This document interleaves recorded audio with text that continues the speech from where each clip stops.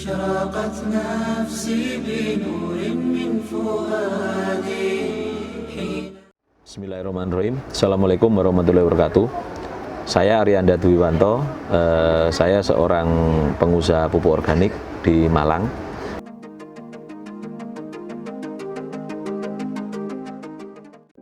Saya ini awal 2001 ini lulus dari Fakultas Peternakan Universitas Brawijaya.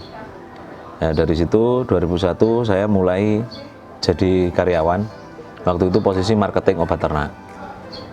Nah, sampai 2007 akhir. Nah, dari situ saya nggak kenal waktu itu masih yang namanya utang. Jadi saya udah bisa punya rumah, apa ya, layaknya seorang karyawan lah. Nah, akhirnya di 2008 itu mulai timbul pemikiran saya, karena ya ini saya mulai terinspirasi. Ternyata hidup itu pilihan, Mas. Nah, pilihannya kita milih merintah apa diperintah gitu loh. Nah, ternyata selama ini kan saya sudah diperintah. Nah, makanya saya coba menjadi subjeknya yang merintah kan gitu. Nah, makanya di 2008 saya mulai memajukan diri. Jadi bukan mengundurkan diri. Saya memajukan diri dari karyawan menjadi seorang pengusaha.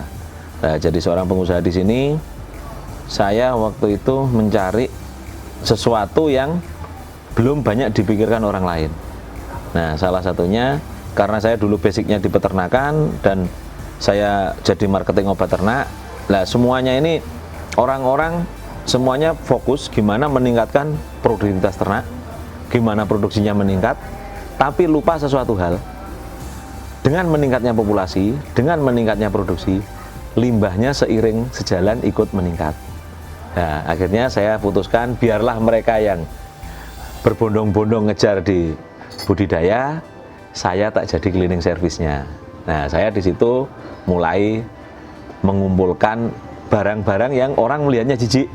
Kotoran sapi, kotoran ayam, limbahnya pabrik gula berupa blotong. Nah, akhirnya di situ saya olah limbah ini menjadi sesuatu yang bermanfaat. Gampangannya biar jadi berkah, yaitu menjadi pupuk organik. Nah, akhirnya di 2008 saya mulai mendirikan usaha pupuk organik. Nah, disitulah kenal dengan yang namanya utang.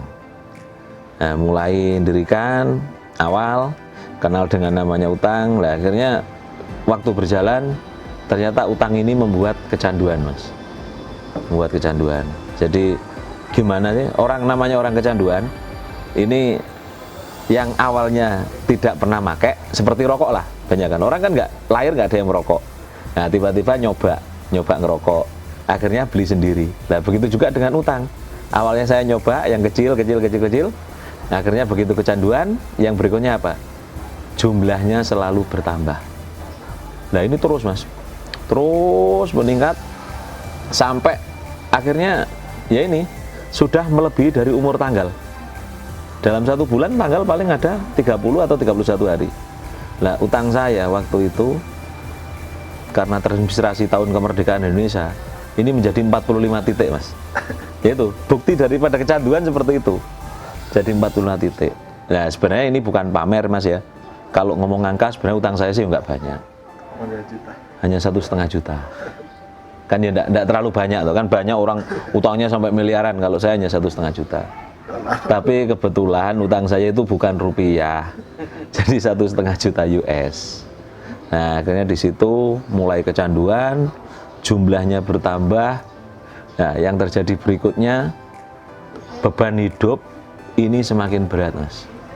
Karena apa? Siang malam, jadi tujuan kita awalnya cari uang ini untuk anak istri, yang terjadi apa? Hampir nggak ada waktu untuk anak istri. Jadi mohon maaf, siang malam saya hanya sibuk mikir cicilan dan tanggal kan gitu terus loh. Karena apa?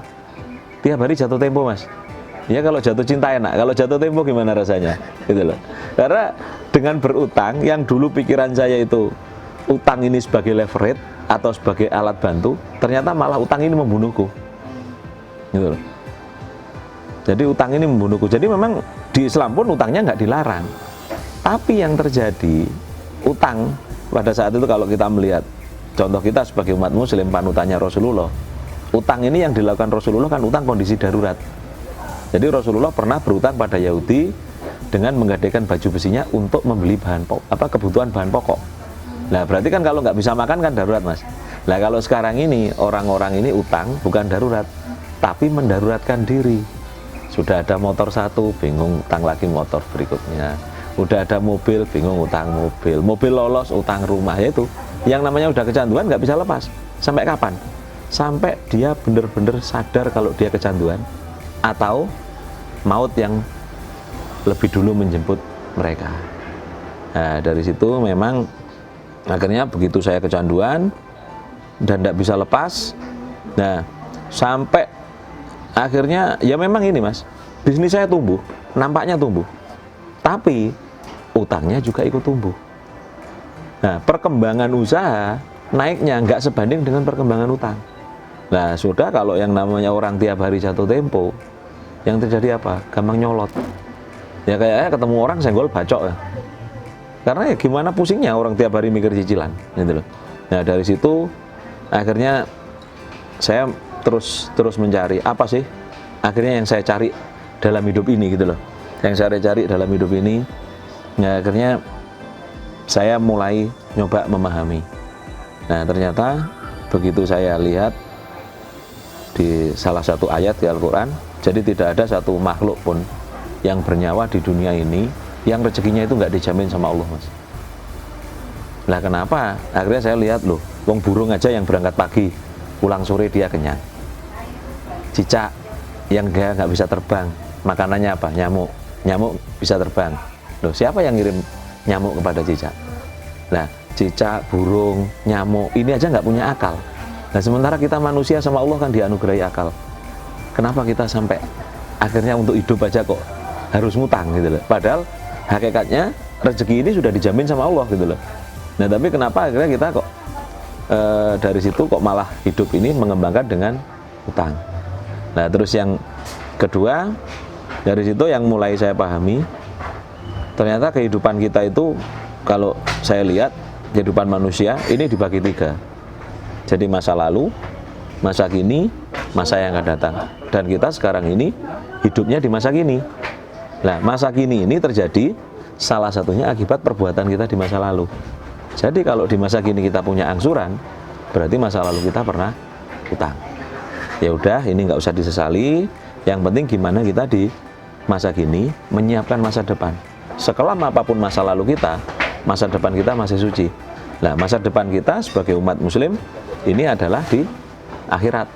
Nah, akhirat ini kemungkinannya kan hanya dua. Kalau nggak surga, ya neraka. Nah, secara umum nggak ada orang pilih neraka, semuanya pilih surga. Nah, ternyata setelah saya sadari salah satu syarat untuk masuk surga selain setelah kita mati adalah tidak punya utang. Nah, terus dari situ yang berikutnya yang buat saya sadar lagi, ini pada saat takziah, Mas. Jadi pada saat takziah loh, kenapa ya kok setiap saya takziah setelah pidato pelepasan jenazah yang dibahas kok utang. Saudara-saudara, apabila almarhum punya utang, kalau sedikit tolong diikhlaskan, kalau banyak tolong hubungi keluarga.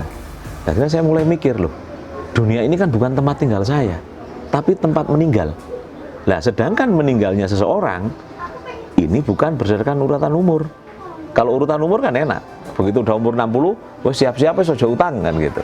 Nah, akhirnya dari situ mulailah saya mikir, lah ini kalau sewaktu-waktu saya yang di dalam situ, sementara saya masih punya utang, gimana? Karena saya ingat tadi, salah satu syarat untuk masuk surga adalah tidak punya utang. Nah, makanya dari situ di 2018 ini saya putuskan saya tidak akan membuka lagi pintu utang baru kecuali darurat. Darurat artinya apa? Darurat bagi saya artinya satu, yang menyangkut keselamatan saya, yang kedua menyangkut nyawa saya. Jadi kalau besok saya nggak punya beras, nggak bisa makan, baru saya mau utang. Selain itu tidak. Dan alhamdulillah sampai sekarang utang saya memang belum selesai, tapi ini hanya soal waktu. Karena apa? Saya sudah tidak membuka lagi utang yang baru, utang yang ada akan saya selesaikan. Nah, makanya dari situ akhirnya kecerdasan saya mulai kembali. Saya mulai bisa berpikir, yang dulunya tiap hari hanya mikir cicilan dan tanggal, akhirnya sekarang saya sudah mulai bisa berpikir yang lebih cerdas. Saya mulai memahami tujuan hidup saya apa. Nah, kalau utang ini memang harus saya selesaikan gitu kan. Utang ini harus saya selesaikan karena resikonya sampai akhirat. Nah, ini hanya soal waktu. Jadi saya sudah mengikhtiarkan maksimal, saya terus berdoa. Akhirnya saya berharap ya secepatnya utang ini akan selesai. Karena ini sudah saya bagi, sudah saya alokasikan.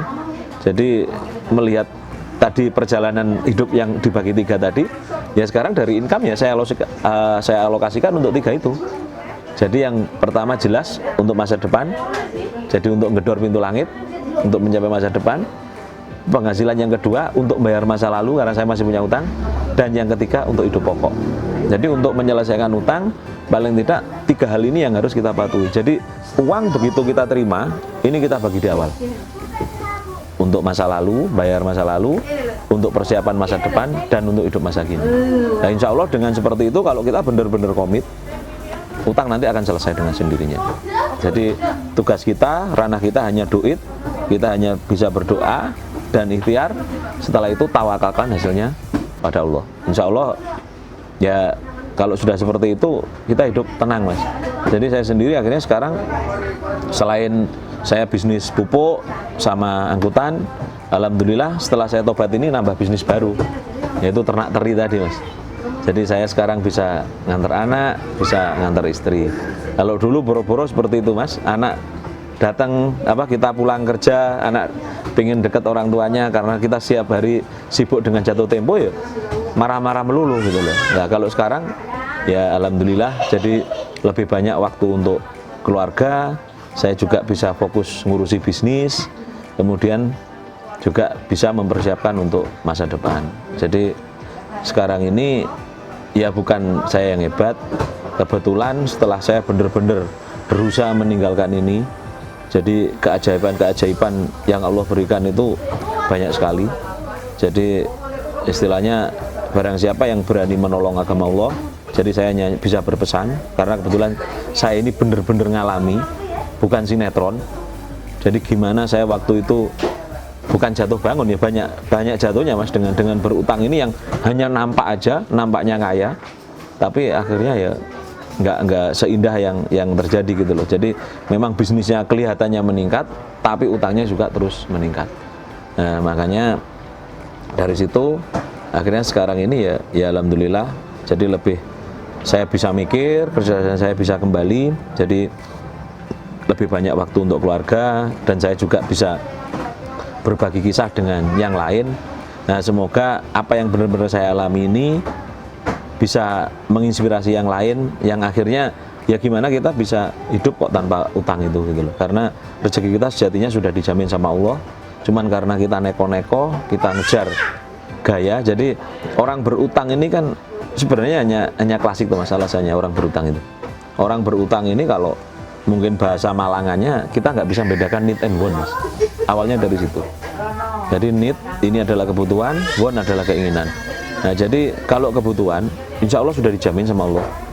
Jadi tidak ada satu makhluk bernyawa pun yang rezekinya nggak bisa yang rezekinya nggak dijamin sama Allah. Nah cuman kalau keinginan ini ya nggak ada habisnya. Nah makanya kalau keinginan ini yang kita kejar adalah gaya. Nah dulu pada saat kita sekolah ada suatu rumus P sama dengan F dibagi A. Jadi gaya itu berbanding lurus dengan tekanan. Jadi semakin kita banyak gaya, pasti banyak tekanan. Akhirnya banyak angsuran. Nah, kita ngejar gaya, ngejar apa sih mas? Kita ngejar kita ngejar keren kan? Nah, kalau kita belum mampu, kita ini, mohon maaf, bahasanya kan masih kere. Nah, kere ngejar keren, bedanya apa? N kan? N-nya otomatis untuk memenuhi, ya harus ngutang. Jadi di situ. Jadi intinya sekarang ini saya mau berutang lagi, kecuali darurat tadi. Nah, jadi itu yang mungkin bisa saya sampaikan. Jadi sekelumit perjalanan hidup saya, ya memang akhirnya mungkin saya yang bisa berpesan lagi, pada saat kita sudah memutuskan untuk berhijrah, hijrah itu tidak mudah mas. Karena apa? Hadiahnya surga. Beda kalau kita hadiahnya panci rantang ya perjalanannya enak gitu loh. Tapi karena kita ini mengharap ridho Allah, mengharapkan surga, ya jalannya berat, cacian, makian, tekanan. Jadi jangan berharap nanti kalau kita berhijrah kita nggak diuji. pasti justru diuji dan itu lebih berat lagi. Karena apa? Begitu lulus, hadiahnya surga. Nah ini yang memang semua orang akhirnya nggak berani untuk melakukan hijrah. Karena hijrah ini apa sih intinya? Kita berpindah dari hal yang buruk menuju ke hal yang baik. Itu kalau bahasa sederhananya. Tapi karena ini prosesnya yang memang berat, ya akhirnya ya tadi tantangannya juga berat dan nggak semua orang akan sanggup gitu loh. Makanya kalau mungkin seperti anak sekarang menurut Dilan utang itu berat, jadi cukup aku aja, kamu jangan, kamu nggak akan sanggup. Tapi bagi yang sudah kenal, coba berpikir ulang, manfaat sama mudaratnya utang itu banyak mana. Itu aja. Jadi saya nggak bisa melarang ataupun menyuruh, tapi saya hanya berpikir ulang, manfaat sama mudaratnya banyak mana. Dan tolong diingat, kalau besok sewaktu-waktu saya pengen utang, besok saya mati gimana? Siapa akan bayar utang-utang kita? Nah mungkin itu aja. Mungkin kalau ada yang pengen dianu lagi, monggo. Nah, ya akhirnya ya tadi Mas, dengan kita akhirnya menyadari kalau kita ini harus meninggalkan utang. Sebenarnya utangnya nggak dilarang, gitu loh. Utangnya nggak dilarang. Cuman dari utang ini dampak buruknya luar biasa. Karena apa?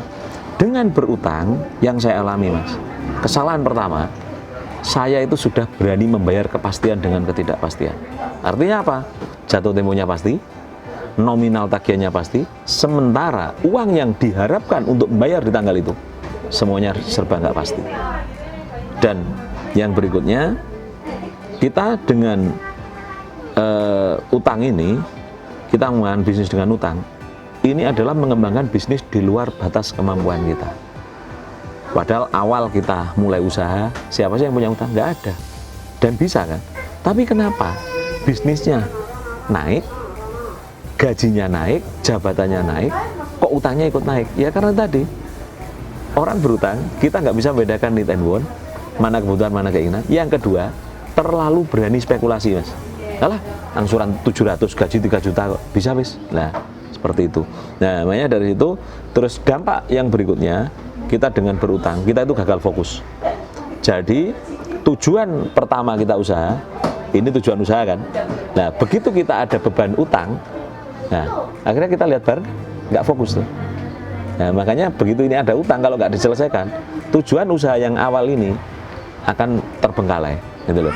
Nah makanya dari situ akhirnya saya putuskan, saya harus bisa mengembangkan bisnis tanpa utang.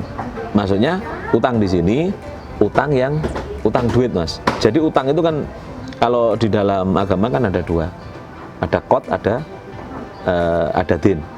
Nah kalau qad ini currency, utang yang nilainya mata uang. Nah kalau din ini utang dagang Mas, utang barang. Jadi kalau utang barang nggak apa-apa, karena kalau biasanya yang utang mata uang ini yang nggak boleh, utang 1 juta baliknya 1.100.000. Nah kalau din yang utang dagang, kan harga barang itu 1 juta, ya kembalinya dibayar 1 bulan harganya 1 juta. Itu tolong menolong. Ini yang disarankan. Jadi yang yang dilarang itu utang yang ada tambahannya. Nah, tambahan ini yang akhirnya kalau dalam bahasa ini riba gitu loh. Makanya saya dulu berani nerjang itu karena nggak tahu Mas. Ternyata kalau bunga itu kan riba yang di Indonesia kan gitu loh. Coba pada saat mau akad dulu, pihak abang ini sudah ngomong, oh Pak ini ribanya 14% gitu. Ya mungkin saya nggak berani utang Mas. Tapi karena dulu ngomongnya indah Mas, bunganya 14%, saya pikir bunga itu kan sesuatu yang harum. Saya ini memberi kan. Oh, tangan di atas lebih baik daripada tangan di bawah. Wong saya memberi kok, ternyata dosanya sami mawon Mas. Makanya saya nggak berani akhirnya. Dari situ akhirnya ya tadi saya putuskan udah saya karena kita ini biasanya di hidup ini banyak salah kaprahnya Mas. Yang sudah dijamin sama Allah dikejar mati-matian, yang nggak dijamin sering diabaikan. Nah ini contohnya apa? Rezeki kita sudah dijamin. Bagaimana sikap tingkah laku kita pada saat dengar adzan? Rezeki yang sudah dijamin, wah saya tanggung, kerjaan kurang sedikit, ada tamu kan gitu loh. Nah tapi yang nggak dijamin surga neraka kita malah diabaikan.